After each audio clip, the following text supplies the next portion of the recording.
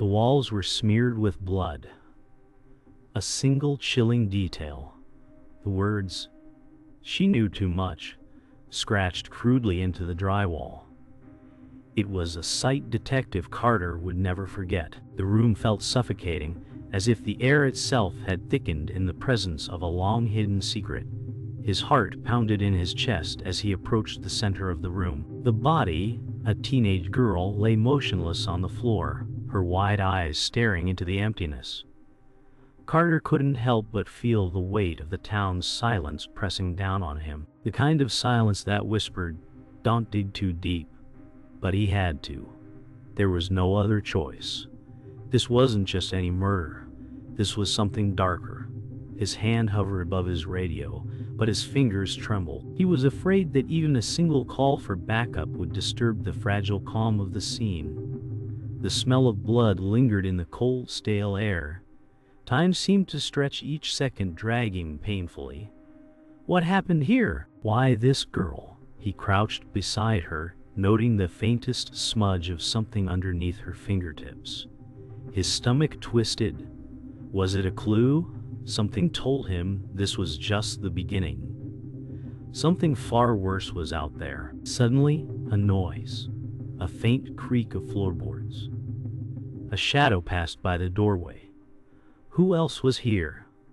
The hairs on the back of his neck stood up. The investigation had just begun, but it felt like something was already closing in on him. Emily Green sat alone in her daughter's room, the silence overwhelming her. Her hands trembled as she held the worn photograph of Sarah Green. Every night she'd prayed that this day would never come, but now the unbearable truth was staring her in the face. Her thoughts raced. How could this happen? Sarah was just a child. She didn't deserve to die like this. Emily could still see her daughter's smile, the one she'd worn only days ago. It seemed so far away now, lost to a darkness she couldn't comprehend. The grief coursed through her veins like poison. She had no answers, only questions that would never be answered. Who could have done this to her baby? Who could have taken away her joy, her life? Her fingers clenched around the photo as if the tangible memory of Sarah might somehow bring her back. The only thing she had left was the painful silence. But she wouldn't stop searching. She couldn't. Not until she found the truth. Detective Carter surveyed Sarah Green's belongings, trying to piece together her life. The room was full of clues, but they felt insignificant in the face of what he had to solve. A life had been taken, a child had been stolen from the world, and he had no answers. He picked up Sarah Green's diary, flipping through pages of scribbled thoughts and emotions. There was nothing unusual, just the ramblings of a teenage girl, but his instincts told him there was something deeper here, something hidden. He looked at the photograph of Sarah and her friends, the smile frozen in time. How could anyone harm a girl like this?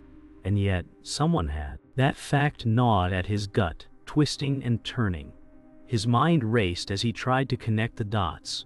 Every lead seemed to take him in circles, and as much as he wanted to, he couldn't stop. Not until he knew why Sarah Green had to die. The town was quiet, almost unnervingly so.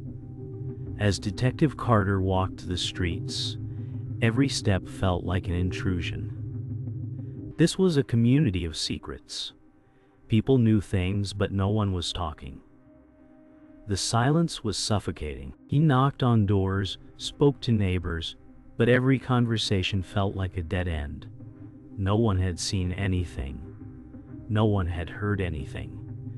Just the typical small-town talk. His gut told him otherwise. There was more to this than anyone was willing to admit. Something had happened here, and Carter was determined to find out what. The problem was people were scared. Scared of the truth, or scared of someone else. Carter found it, hidden in the back of a drawer. A letter, torn at the edges, with a name he didn't recognize. Jack Wilson. The letter was short, but the words were enough to send a chill down his spine. There was a connection between Jack Wilson and Sarah Green, and Carter knew that this name would be the key to unraveling the mystery. But who was Jack Wilson, and what was his involvement in Sarah's death? Carter needed to know, but he also felt the weight of the danger closing in on him. Sirens wailed in the distance as James Carter cut through the alley behind the diner. Neon flickered like a failing heartbeat. He had the torn letter in his pocket and a name burning his mind. Emily called, "Don't go alone," but he was already moving. Grease smoke hung low, stinging his eyes. A back door slammed. He caught a glimpse of a hooded figure. "Jack," Carter said. "Stop." Footsteps slapped wet pavement, faster, desperate. The alley narrowed and the city hum fell into a tunnel of breath and echoes. A trash can toppled, metal ringing like a bell. The figure tossed something small that slid under a truck. Carter's light found it, and his pulse jumped. It wasn't a weapon. It was a key. Carter and Emily ducked into the church vestibule as rain hammered the roof. Candlelight softened the edges of fear. "You should have waited," Emily said, voice thin but sharp. He breathed hard, throat raw, and let the key bite his palm. The pounding outside faded to a steady drum roll. Stained glass washed them in cold blues. "This key means a locker," Carter said. "Or a room." Emily stared at the floor.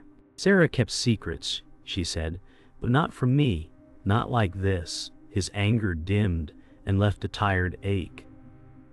He wanted answers and rest in the same breath. A hymn drifted from the empty nave like a memory. He turned the key over and saw fresh scratches. It had been used tonight. The locker room smelled of metal and old dust. Carter slid the key in while Emily kept watch. The latch clicked like a trigger pulled. Inside sat a phone, a cash envelope, and a folded photo of Sarah with a smiling man in a suit. "That's Tom Stevens," Emily said, breath faltering. Power gathered in the silence like thunder on the horizon. On the phone, a single message waited. A masked voice rasped, "Keep quiet or the town pays." The words felt practiced, controlled, absolute. Carter's jaw set. "He thinks fear is offense," he said. Fluorescence flickered, white and ruthless. The cash told a story of favors and shut doors. The last item was a badge number on a sticky note. Who wore it now? They met Daniel Price in the closed library, where dust fell like quiet snow. He had once worn a badge here. "Records vanish when the wrong desk is in charge," Daniel said, voice tired but clear. Carter listened as the old clock ticked. Emily traced a groove in the table, lost and fierce at once. "Sarah asked me about a grant fund," Daniel said. "Money routed through shell groups, the mayor's committee. A private party handled the checks." The lamps hummed, warm and low. "Why help us?" Carter asked. Daniel looked at the stacks. "Because I didn't help before." The sentence hung like a weight. Carter felt the shape of a path and the price of walking it. Daniel slid a file across. The last page named Jack. Rain eased to a mist as they crossed the lot behind the gym. The file burned in Carter's pocket. "If Jack met the committee, he's not just a name," he said. Emily nodded. Fear and resolve braided tight. Headlights swept past, then died. "We split," Carter said. "I check the gym office. You call Daniel if I miss. You don't get to vanish." Emily said, softer than anger, heavier than plea. He paced his breath, counted steps, felt the night lean closer. The office door gave with a tired groan. Inside, trophies gleamed like quiet witnesses. On the corkboard hung a list of volunteers. Jack's name sat beside a date that matched the night before Sarah died. Carter pulled out his phone. It was time to move. Morning light made the police annex look gentle, like trouble had stepped outside for air. James Carter signed the visitor log and felt the smallest pause in his chest. A records aide named Ava Brooks smiled and offered coffee. Kind, steady, careful with every word. Emily Green whispered, Maybe this is the turn, and tried to believe it. Ava led them to a quiet room and unlocked a drawer marked committee. Papers slid out like secrets eager to breathe. "You're close," Ava said, not meeting his eyes. A clock ticked loud, then louder. Carter saw a missing sheet in the index and a corner torn free. Ava's thumb worried a bandage on her hand. "Printer jam," she said too fast. He tasted metal at the back of his tongue. Something wasn't right. The coffee room hummed with a tired fridge and low fluorescence. Carter let the steam warm his hands, while Emily studied Ava's face for kindness that might hold. "I just want truth," Emily said, voice thin but steady. Ava breathed in and set down a small key card. "Access to the basement scanner," she said. "No one checks it." The words soothed and scratched at once. Carter nodded, slower than yes, faster than no. "If this helps Sarah," Emily said, "I'm grateful." Ava's gaze slipped, then returned with a careful smile. "You didn't get it from me." Trust reached for a place to sit and found an edge instead.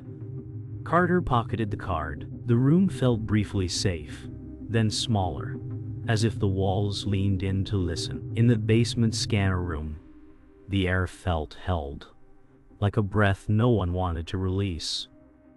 Daniel Price waited by the old copier with a folder under his arm. "You shouldn't be here," he said, but his tone invited argument, not exit. Carter stepped closer. "You knew about the grant," he said, "and the badge on the note." Daniel's eyes carried storms and mirrors. "Lines blur when the mayor owns the map," Daniel said. Emily's hands shook and flattened. "You had years to stop this," she said. Daniel pointed at the feed screen where a silent camera watched the hallway. "Power isn't louder," he said. "It's quieter." Carter felt agreement trying to trick him into surrender. Truth and compromise stood side by side.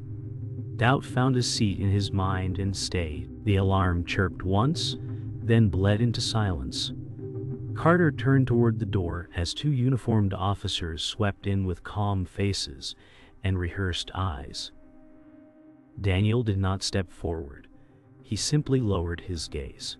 "Unauthorized access," one officer said, holding printouts Carter had not seen. Emily whispered, "Daniel," like a name and a cut. The folder left Daniel's hand and landed on the table without a sound. Inside, the missing index sheet and a photo of Sarah with Tom Stevens. "Chain of custody," the other officer said. "Cuff already open." Carter spoke few words. "You called this in." Daniel met his stare and didn't deny it. Emily's breath broke. Trust shattered like thin glass. The cuffs closed. The corridor swallowed the echo. The door locked behind them. Holding cell quiet pressed like water. Carter sat on the bench and counted the breaths between footsteps.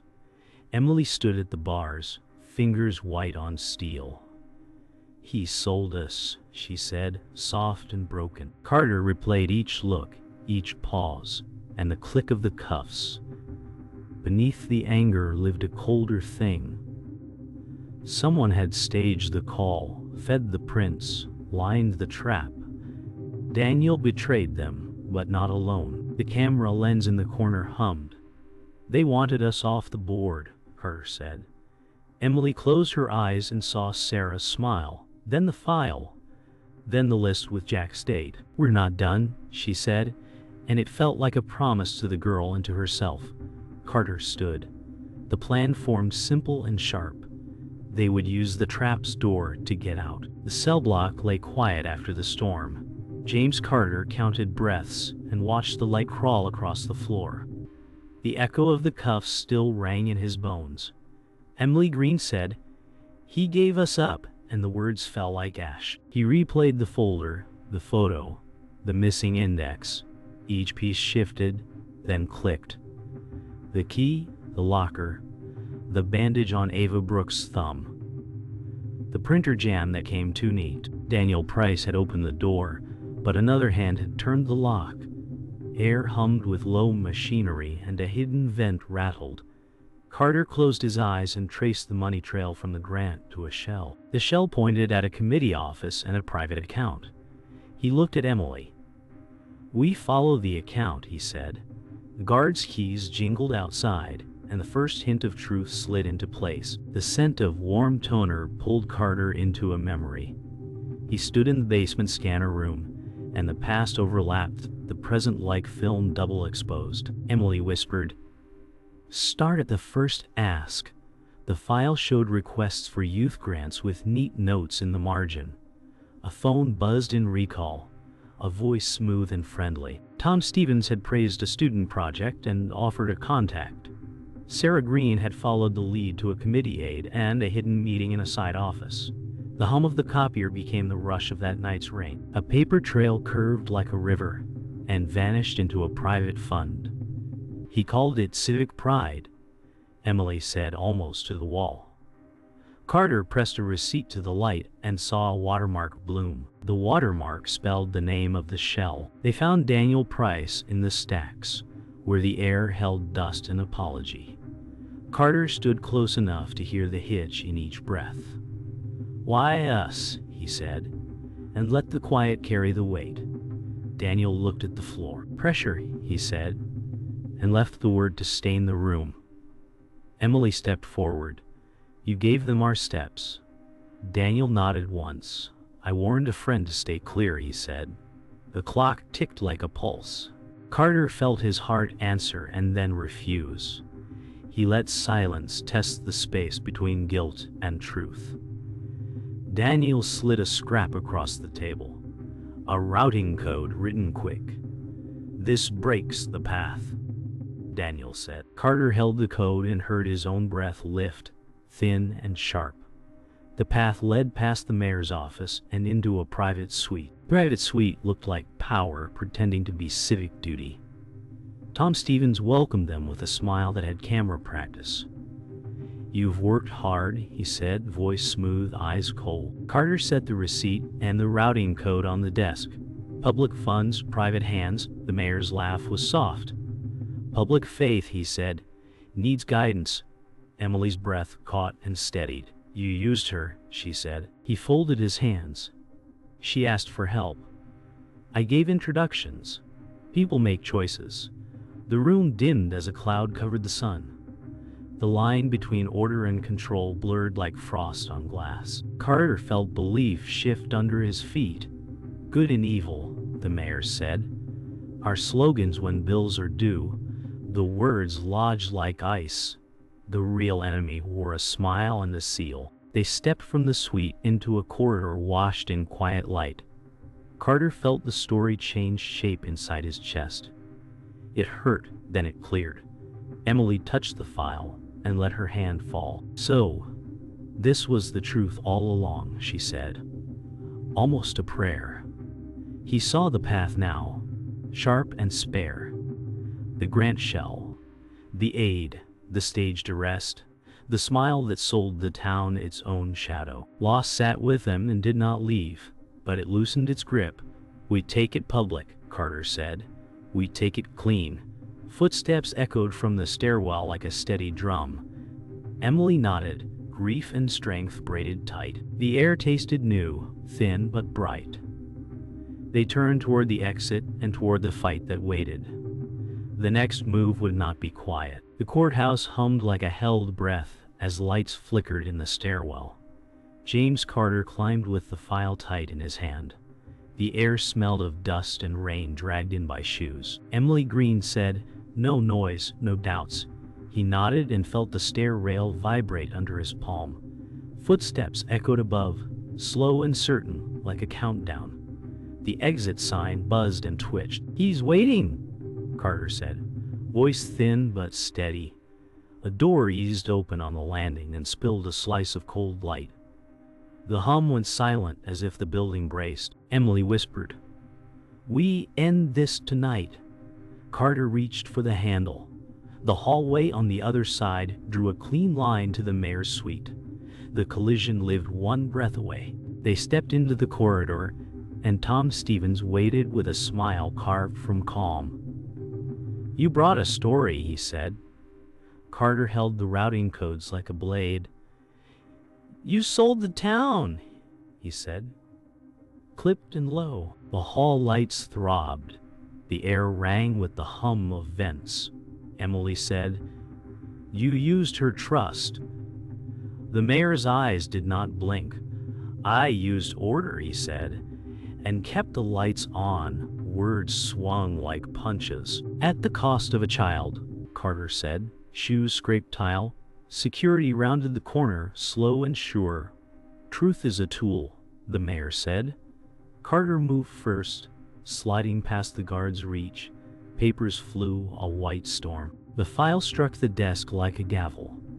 The room pulled tight, and the first shove landed. The fight broke wide, then narrowed to breath and bone. A baton flashed, and the files slid under chairs. Daniel Price rushed in from the side door, voice cracking. "Enough." He took the hit meant for Carter and folded to his knees. Silence slammed the hall. Emily knelt and pressed her palm to his shoulder. "Stay with me," she said. Daniel found Carter's eyes and managed, "Finish it." Blood ticked from his brow onto the cold tile. The hum of the vents sounded like wind through wires. Carter felt the cost sharpen his will. A guard stepped back, shaken by the stillness. Daniel whispered, "Locker, backup phone." His breath thinned and slowed. The noise outside returned like distant thunder. The price had been paid. The moment would not be wasted. They crashed into the suite as thunder rolled over the roof. Fire alarms blinked red while rain streaked the windows. Carter said, "No more speeches." The mayor opened a drawer but found only empty velvet. "Truth is survival," he said, voice calm, feet planted. "Truth is duty," Carter said and moved. Emily crossed to the console and hit the live feed. The screen filled with roots, names, deposits, and a smiling seal. The room split into zones of red flash and blue dusk. "You'll break the town," the mayor said. "You already did," Emily said. A struggle snapped a frame from the wall. Glass shattered like the end of a promise. Carter pinned the arm and slammed the desk alarm off. The last file uploaded with a clean final bar.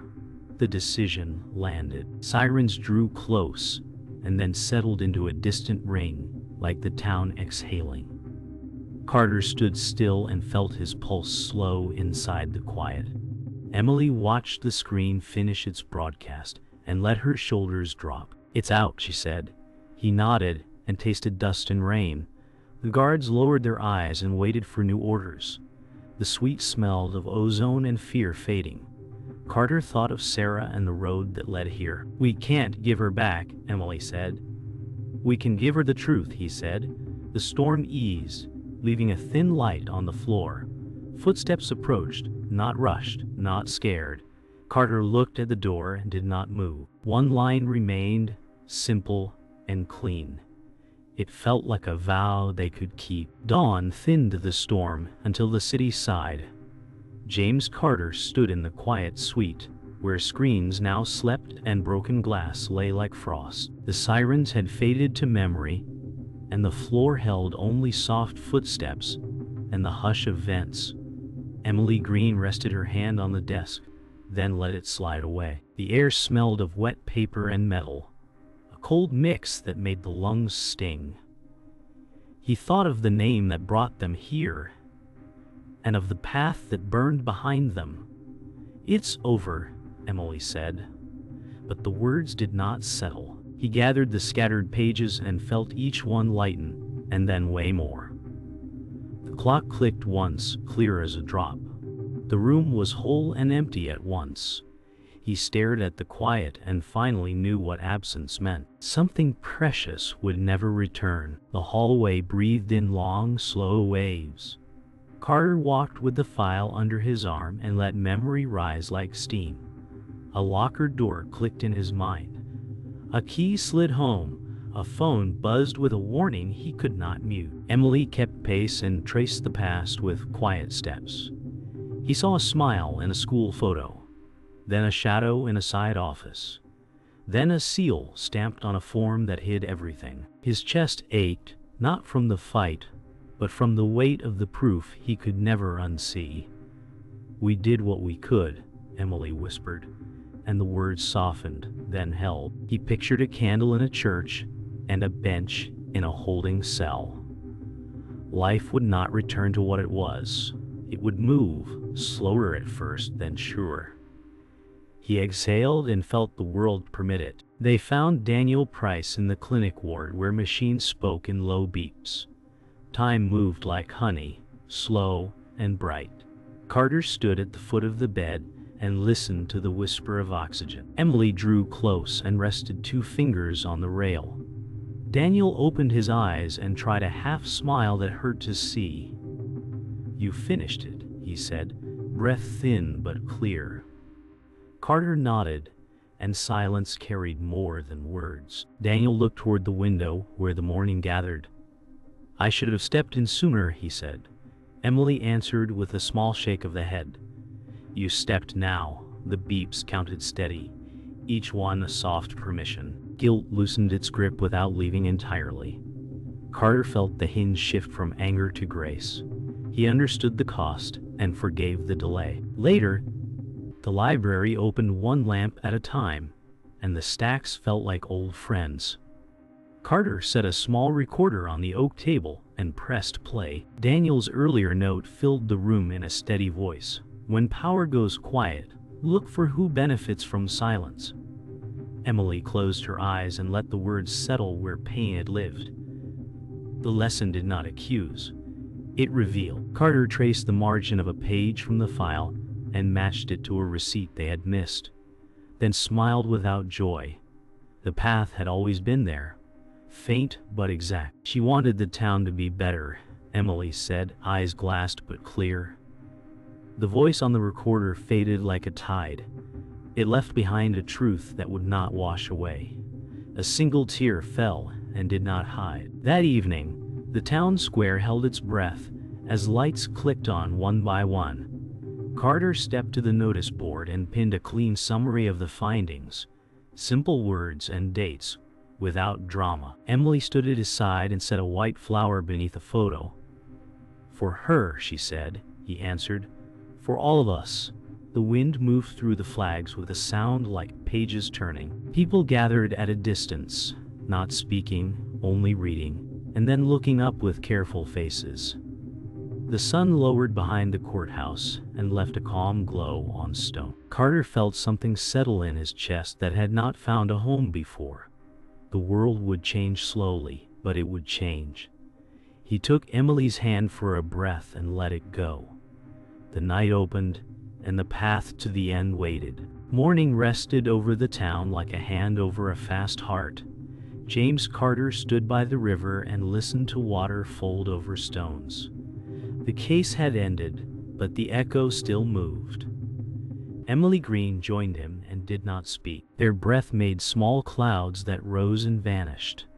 A gull called once, thin as a thread, and the sound unraveled the night. He thought of a door, a key, a note that never should have been written. He thought of a smile in a photo, and the quiet that followed. The light climbed the bank and found the bruises they carried inside. "Thank you," Emily said, almost to the water. He nodded and let the words sink. The town would heal at its own pace. He asked the question without sound. Was it worth it? They walked the main street where windows held their reflections like old friends. Carter carried a small box and felt each step ease the weight. Emily slowed at the notice board and touched the page they had pinned. He opened the box and took out a ribbon and a copy of the summary.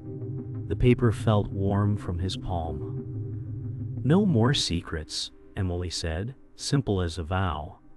He folded the ribbon into the box and closed the lid. The lid clicked like a period. He placed the box in the clerk's hands and stepped back. The sound of a broom swept the sidewalk clean. Their shadows thinned as clouds parted. They turned away together, and the image of the board faded into memory. In the church, candles breathed in tiny circles of light. A recorder on the pew clicked and played a voice that felt both near and far. Daniel Price spoke with the hush of someone who had learned to listen. "When fear closes doors," he said, "truth will knock softer." Then again. Carter lowered his head and let the words land without defense. Emily held the back of the pew, steadying the tremor that wanted to return. Stained glass sent small oceans across the floor. The voice faded and left a line like a path. "Do not trade silence for comfort," Daniel had said. Carter breathed once deeper and carried the line inside. It sounded like the heart of the story. Afternoon found the square alive in a quieter way. Children traced scooter lines and shop bells chimed like light rain. The town did not forget. It adjusted its weight. Carter signed a report at a folding table while the clerk stamped pages. Emily spoke with two parents who brought flowers to the board. Time widened, then smoothed.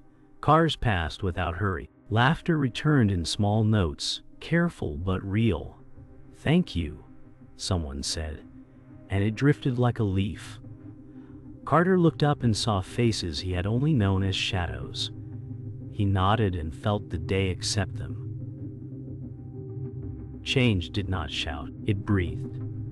The narrator inside his chest said, "This is different now." At dusk, they reached the hill above the town where wind spoke without words.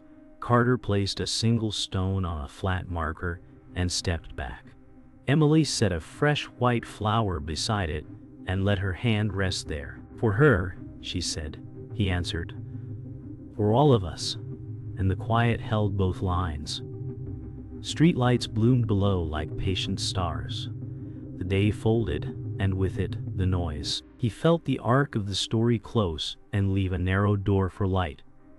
The last breath of sun touched the river and slipped away. The town inhaled. He did too. Truth must never be owned.